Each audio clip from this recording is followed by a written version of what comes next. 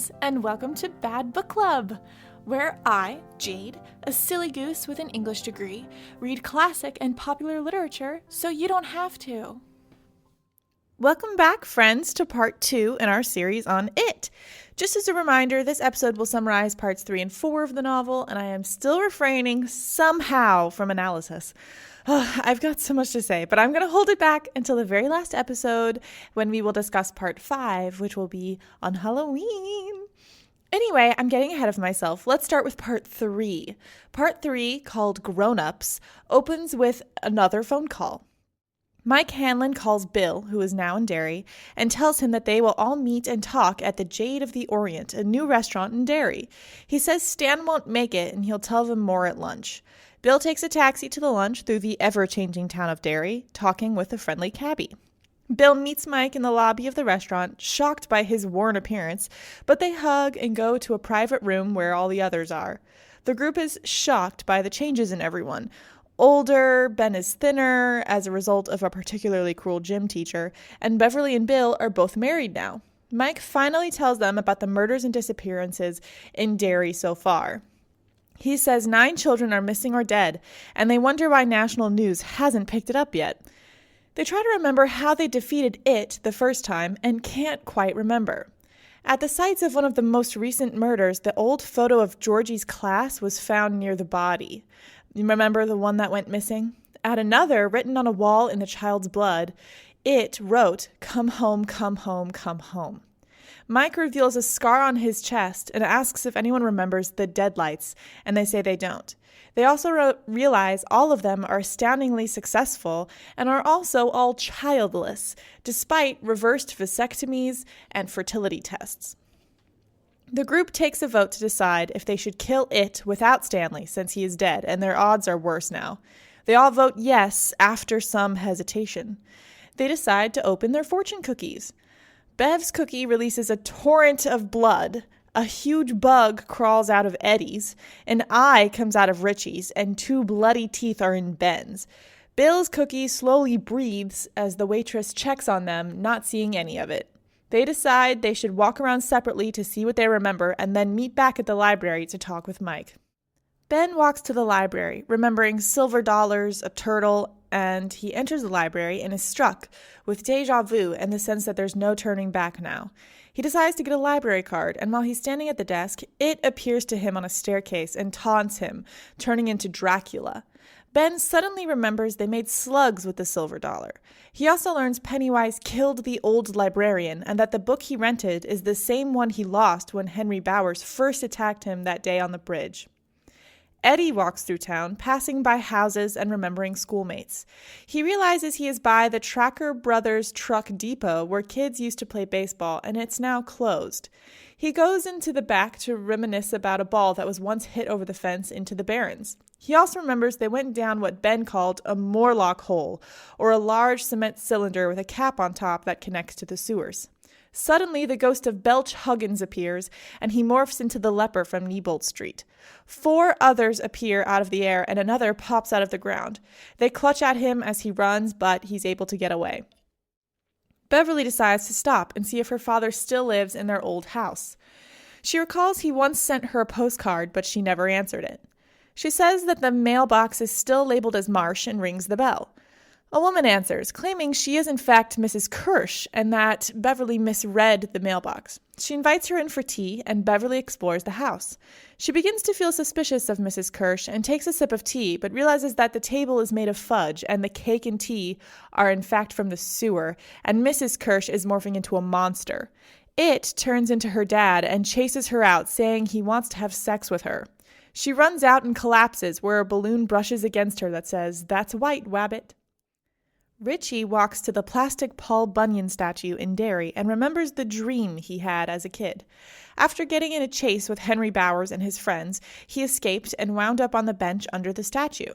The statue came alive and tried to kill him, swinging his deadly axe. He waits now to see if Bunyan will move this time, but his eyes begin to suddenly burn, and instead he sees the sign for the rock concert across the street is advertising an all-dead rock show. He looks back to the statue, and it's been replaced by Pennywise, who taunts him, and Richie runs away. The statue then changes to Buddy Holly. He has to stop and remove his burning contacts. Bill takes a walk through town and asks a boy who passes by if he ever hears things in the sewers. The boy says he does, and Bill tells him to avoid them and stay with others. Bill asks another little girl where the best store is in town. She points him to a thrift shop where he sees silver in the window. His stutter is much worse now, but he buys the bike and remembers the phrase, he thrusts his fist against the post and still insists he sees the ghost. Bill takes the bike to Mike's house, where he uses Mike's brand new bike repair kit to fix it up, and Mike's brand new card deck for the wheels. Mike tells him that Bill had been trying to say that phrase that summer while working on his stutter. The next chapter takes place the day after Mike called them all. Henry Bowers is in a facility for the criminally insane called Juniper Hill. While he is hoeing a garden, he begins to hear the voices of his dead friends, Belch and Victor, coming from the moon. He panics, and the guard Fogarty knocks him out with a roll of quarters. Henry was sent there in 1958 for the murder of his father, Victor Belch, Patrick Hocksetter, and Veronica Grogan, whose panties were found in his mattress and who he had never talked to before. That night, Henry lies awake, his usual nightlight burnt out. The voice of Victor Cross comes from underneath the bed, and Henry tells us that his head was torn off by the Frankenstein monster. Victor says they should get revenge on the Losers Club. Victor can kill them if they only half believe, but Henry can kill them either way. Victor can help Henry break out of the facility, and he does, appearing to the guard standing watch as a clown with paws. Meanwhile, Beverly's friend Kay thinks of calling the police once again, but decides not to. Earlier at the hospital, they urged her to call the police, but she couldn't. Tom had called her earlier that day at noon, asking about Beverly, and Kay said she didn't know where she was. Later, a knock sounded, and she opened the door to Tom, who busted his way in and tore her dress, busted her nose, and threatened her with a broken vase. She says that Beverly went to Derry, and Tom says that if Kay calls the cops, he will deny this, and then he'll kill her. Kay calls all the hotels in Derry, trying to find where Beverly is staying so she can warn her. She finally finds her hotel and leaves a message for her. Tom is suspicious of this man named Bill Denbrough, who Bev has mentioned before. He thinks on it while he flies to Derry, and when he arrives, the airport ladies refuse to give him a rental car, so instead he calls a want ad and offers to buy a car if the person will come to the airport. He drives to Derry thinking of how he will punish Beverly by making her eat cigarettes. Audra Phillips, Bill's movie star wife, decides she is too concerned about her husband, and despite the threats from the director of her current movie that he'll destroy her career, she decides to fly to Derry and help Bill. She is able to rent a car right before Tom arrives and drives to Derry. Both of them stay at neighboring hotels and sleep for the night. Meanwhile, Henry hitchhikes, and someone unfortunately picks him up. The third interlude is Mike's look into an event with something called the Bradley Gang. Through interviews, he gathers that 13 months before the burning black spot, the Bradley Gang, who had been robbing banks at gunpoint all summer, stopped in town. They stopped one day at a gun shop in Derry, thinking they were safe because they were so far away from the Midwest where they've been doing the robberies. They put in a huge order to be picked up at 2 p.m. the next day. The gun shop owner agreed, but he also told all of his other customers about the visit. The next day at 1:30 p.m., the sheriff and nearly every man in town had stopped outside the building, holding their guns, and were waiting for the Bradley Gang to arrive. When the gang arrived in their car, all the men opened fire, killing one of the men and his girl, another girl who tried to surrender, and the ringleader. Oddly enough, a couple of men saw a clown shooting too, and he cast no shadow. Part 4 is called July of 1958. Bill is the first to the library that night, watching Mike and remembering how he is the idea man of the group. He remembers that summer they had decided their parents wouldn't believe them and decided they had to deal with it themselves. The narrator tells us that all the losers think Henry hated them the most, but in fact, Henry hated Mike Hanlon the most. His dad blamed their farm and his dad for almost every bad thing that happened to them, and his dad's craziness and hate for black people had grown on Henry. Henry remembers how he befriended Mike's dog and one day fed him poisoned meat, tying him still for a while before releasing him so there'd be no possible way to save him. When he told his dad about it, his dad was proud of him and gave him a beer. Mike goes to church school and is usually able to avoid Henry because of this, as well as being an incredibly fast and agile runner. One day, however, on his way to the library, Henry jumps out of a bush and pushes Mike into the mud, which he rubs all over him, calling him the N-word and telling him about the dog, which Mike can't hear because of the mud in his ears. His parents are extremely upset, and Mike's father sits him down to tell him that he shouldn't be constantly running away, but that it might not be worth it to fight crazy people like Henry. Mike quickly changes his mind about this on July 3rd, when Henry, Belch, and Victor see Mike walking to church on the day of a marching band. They chase Mike that day through the train yards to the gravel pit. While this is happening, the losers are discussing the pipes in the cement poles that push the sewage and dairy. Bill had asked his father about it and said that these pipes held pumps that push the sewage through to the river. And then they decide that they should set off fireworks at the gravel pit because Stan has fireworks. Mike is partway through the train yard and closes a gate on the boys when Henry tells him that he killed his dog, Mr. Chips. Mike decides to make his stand, upset that he would kill his dog for no reason. He starts to collect really big rocks and chucks them at him.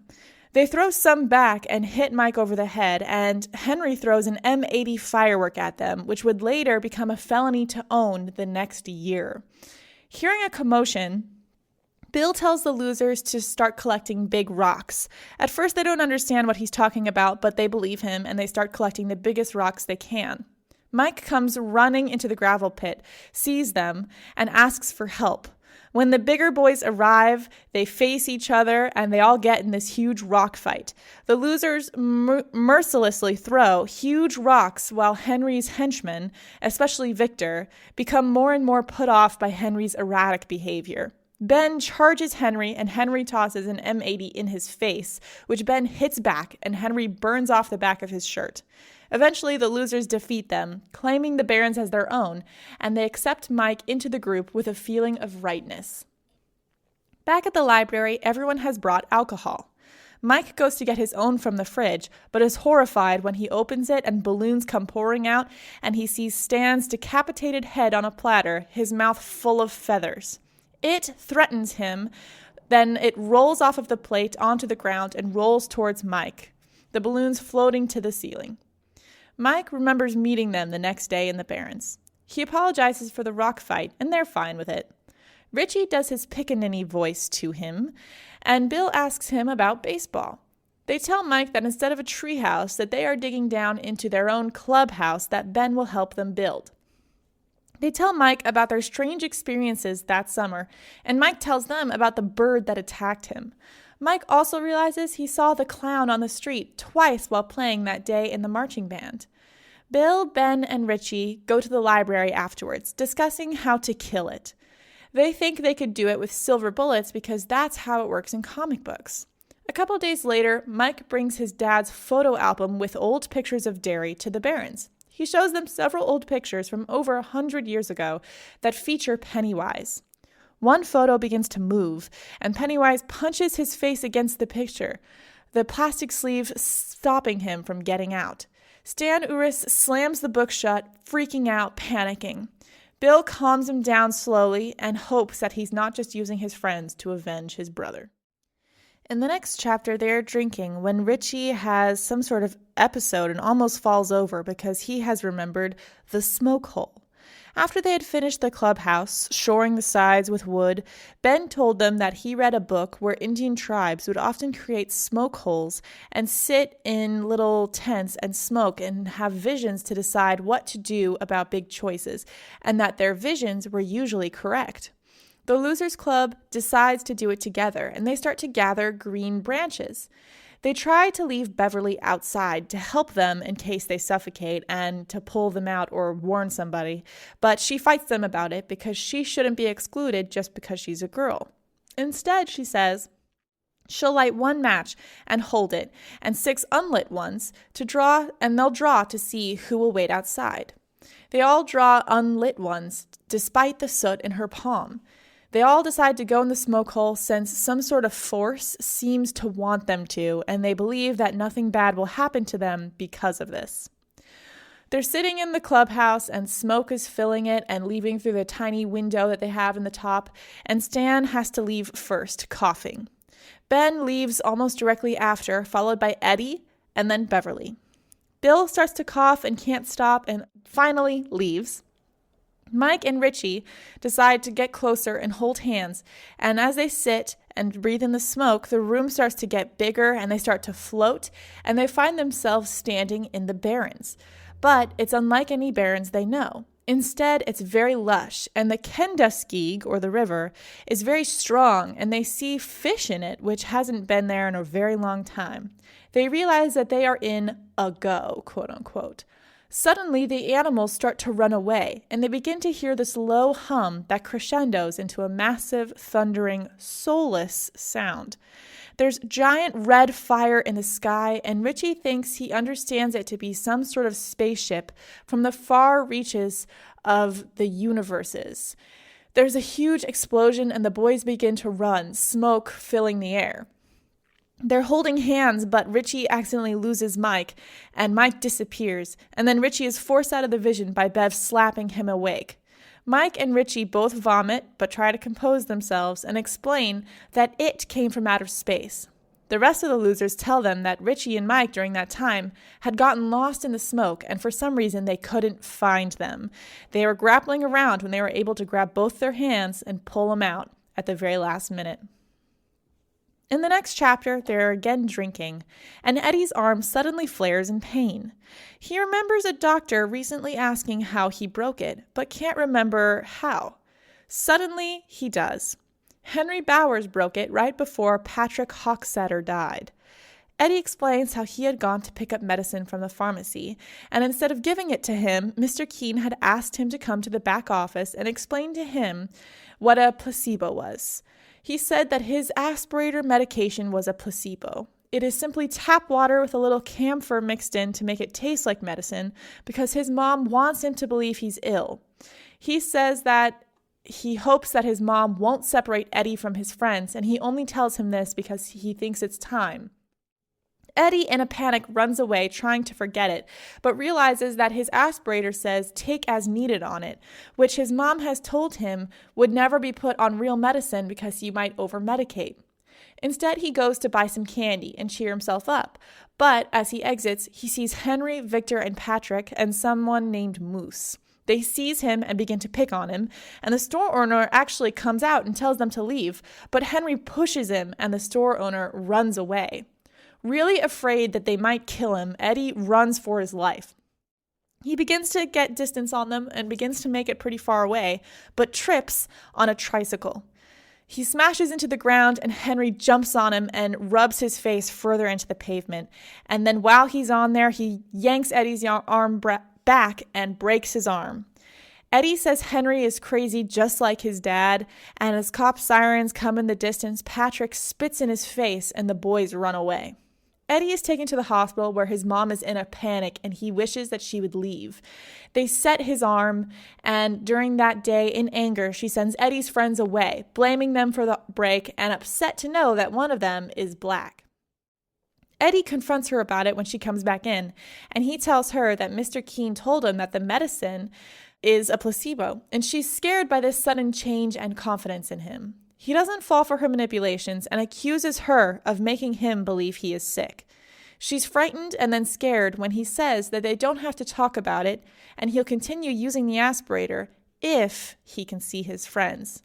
Suddenly forced into the corner, she decides that she'll let it be and she leaves.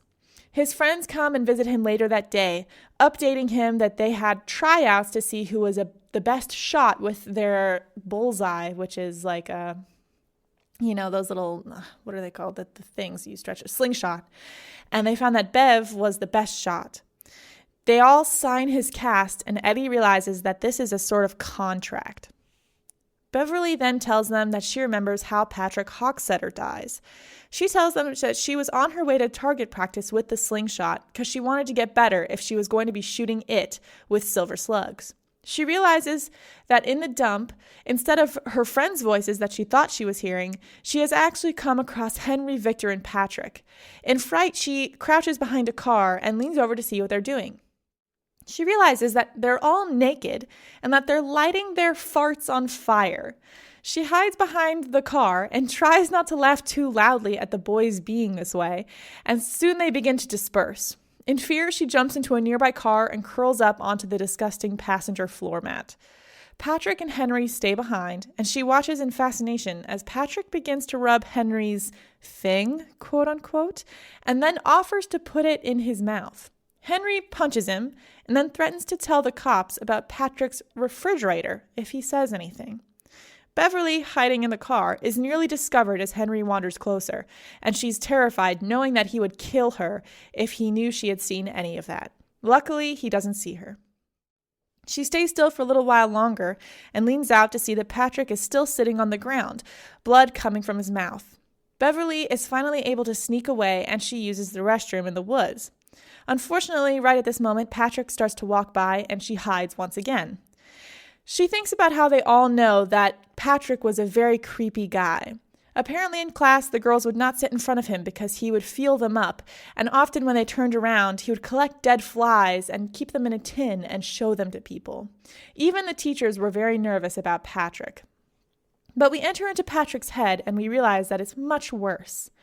Patrick thinks that he is the only real person in his universe. He's a psychopath who doesn't feel any physical pain and killed his own baby brother for fear it would become real like him.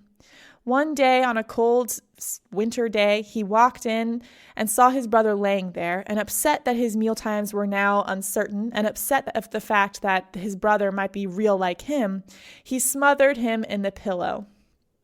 He says this was the only time he felt alive, and no one suspected him of it, so he kills flies on a regular basis. But this summer, he has resorted to kidnapping neighborhood pets. Cats, birds, even dogs and puppies.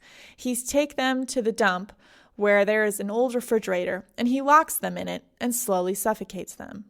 He's scared that Henry knows his secret, but since he's thinking of it, he decides to check on his most recent kill, a pigeon. Beverly, scared to move, watches him go to the fridge and is confused when he opens it and begins screaming in pain and fear and begins to run toward the dump. Patrick had opened the door and giant leeches had poured out and attached himself to him. He wasn't afraid of almost anything, but he was very afraid of leeches, and he tried to pull them off. But they often filled, almost all of them, to baseball size and burst, draining his blood. One attached to his tongue and burst in his mouth, and the other attached to his eyeball and drank it and dried it up in the socket. He ran to the dump where he fell down and began to bled out, and his vision got wavy, and a voice greeted him saying hello and goodbye, and then dragged him away. Beverly, hiding in the trees, thinks that she hears her father's voice saying hello and goodbye. Suspicious that this might be a trick by Patrick because he's a psychopath, but curious because she doesn't know what just happened, she follows a blood trail and then sees 2 grooves in the ground. She decides to follow those. During this moment, a leech attaches itself to her arm, and she realizes that it is it, but she pulls it off her and keeps going. On the way, she finds Patrick's wallet, and she also finds his 2 shoes, and then when she reaches the river, the 2 tracks disappear. While she's standing there, she hears a laugh, and she gets too scared, and she flees. Later that night, she brings the losers back to the dump and tells them what happened. They decide to open the fridge from afar by tying a string to it and pulling it to them just in case there are any leeches left. They open it and they all see these puffs of orange, little puffs like on a silver suit, fall out. And inside there's a note that says, "Stop now before I kill you all. A word to the wise from your friend, Pennywise."